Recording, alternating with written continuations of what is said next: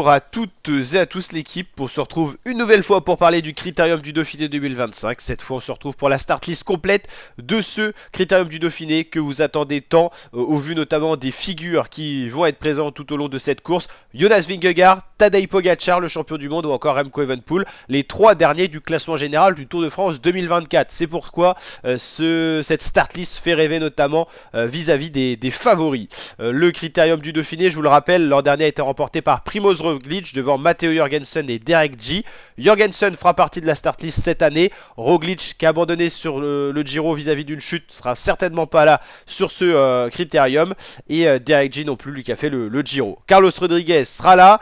Remco Evenepoel sera bien là. Ciccone, lui, non, c'était le Giro. Voilà, donc quand même pas mal de coureurs qui étaient là, notamment dans le top 10, donc on pesait sur la course en 2024, qui seront là dans cette start list. C'est parti pour découvrir cette start list, avec donc la team Picnic Postenel avec Romain Bardet, futur retraité. Sa dernière course professionnelle, ça sera ce Dauphiné, course qu'il avait révélée notamment il y a une quinzaine d'années. C'est sa course préférée, donc il sera là pour finir en beauté, on l'espère, avec pourquoi pas une victoire d'étape. Max Poul sera leader vraiment véritable pour le classement général. Il l'était sur le Giro, il n'a pas trop su répondre présent, mais quand même il sera le leader pour cette équipe Postenel. Romain Combo, l'autre français de cette équipe, Juan Martinez, Chris Hamilton qu'on connaît bien, Björn Koern et Enzo Lenze. Équipe assez novice, sauf Bardet, Poul, Combo, allez, qu'on connaît bien, et Hamilton.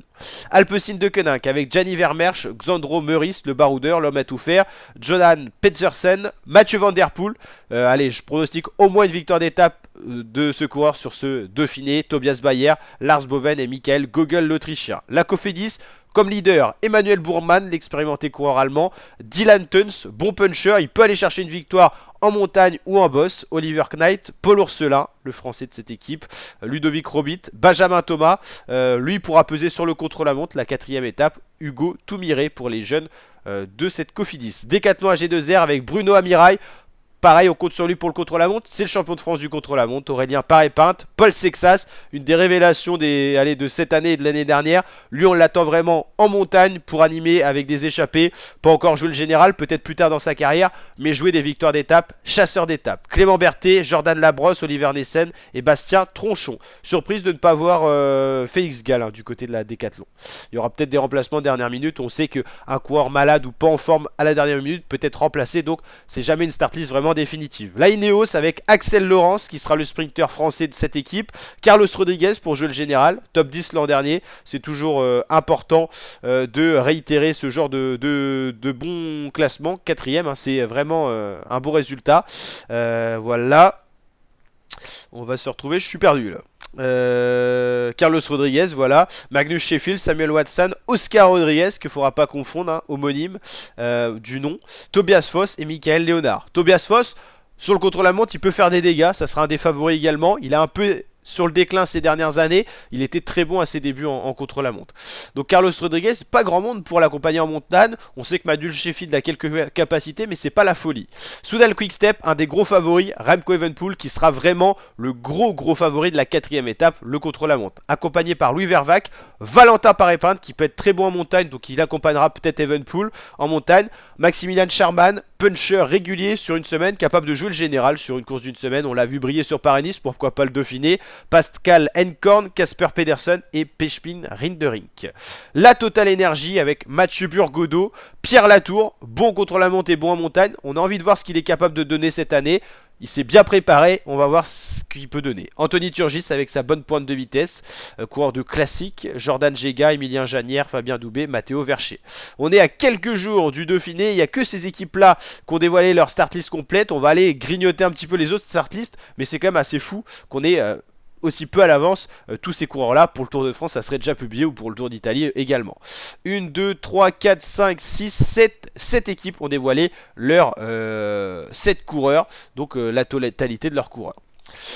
On va venir compléter alors IF Education Easy Post avec Ben Hilly, l'Irlandais. Lui, il peut briller. Il est vraiment, c'est un des coureurs en grande forme. Casper Asgreen et Esteban Chavez qui a l'expérience, le Colombien, qui a déjà joué des classements généraux quand il était jeune, un peu moins maintenant.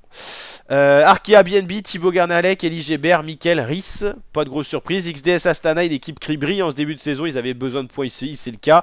Nicolas Vinokourov, Harold Terrada, le Colombien, qui pourra jouer une victoire d'étape en montagne, voir le général, et Sergio Higuita. La Bahreïn, notre plus grosse chance française pour le général, Lenny Martinez. Santiago Buitrago sera également leader dans cette équipe. Est-ce qu'il y aura une hiérarchie préétablie peut-être en faveur de Buitrago qui a plus de références que Lenny Martinez. Et Fred White, le coureur complet britannique. La FDG avec Guillaume Martin qui va venir se tester au classement général, lui qui le vise sur le Tour de France. Rémi Cavagna, bon contre la montre, et Afonso Clément. On avait quasiment aucun Français sur le Giro, c'était très décevant, on n'a eu qu'une victoire d'étape. Nicolas Prudhomme, heureusement, il a sauvé l'honneur sur 21 étapes. Au général, on n'a pas pesé. Là, on a vraiment une opportunité de briller sur tous les terrains. Nos meilleurs coureurs rouleurs pour le contre-la-montre sont là, hein. On les a cités, Rémi Cavagna, Bruno Amirail. On a vraiment nos grosses chances françaises pour le contre-la-montre. Alors même s'il y a d'autres favoris dans d'autres nations, on a quand même de bons rouleurs. En montagne, nos meilleurs coureurs sont là, hein. Lenny Martinez, Guillaume Martin, bon, Romain Bardet, même si c'est bientôt fini pour lui. Voilà, et nos sprinters sont également là, à l'image du Gopage, Alexis Faure, Louis Barré et Louis Menches pour l'Intermarché Wanty. On a nos jeunes pépites qui sont alignés sur ce Dauphiné, ça sera l'occasion de les tester, notamment Louis Barré ou encore Paul Sexas qu'on a déjà cité. Lidl Trek autour de Mathias Kelmose, il roule bien, il a un peu plus de lacunes en montagne, ça me fait penser un peu à Evenpool, un peu moins bon le Danois. Jonathan Milan, c'est le sprinter le plus rapide pour moi du peloton mondial, et Tom Skunch. Movistar avec Enric Mas qui va venir se tester avant le Tour de France, Nelson Oliveira, Ruben Guerrero, Carlos Canal, Ivan Garcia Cortina, l'expérimenté coureur espagnol. Red Bull Bora, Florian Lipovic pour le général, Mike Van Dijk, Oyer Lascano, Maxime Van Riel. Lascano, Lipovic peuvent largement faire un top 10, donc beaucoup de monde du côté de cette Red Bull. L'absence de Roglic ouvre des portes, normalement Roglic absent.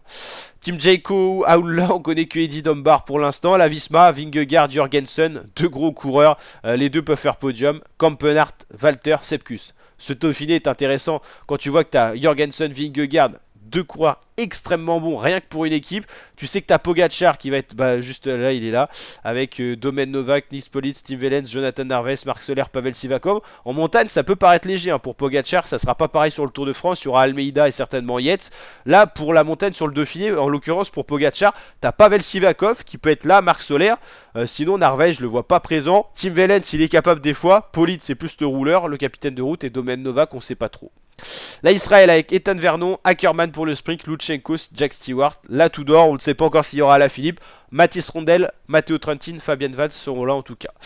Je crois qu'on n'a pas vu la UnoX, Magnus Stuart Niston, Tobias Alon Johansen, Andreas Kron, Andreas Leknesund, Soren Varonskold, Marcus Holgard et Stian Fredheim.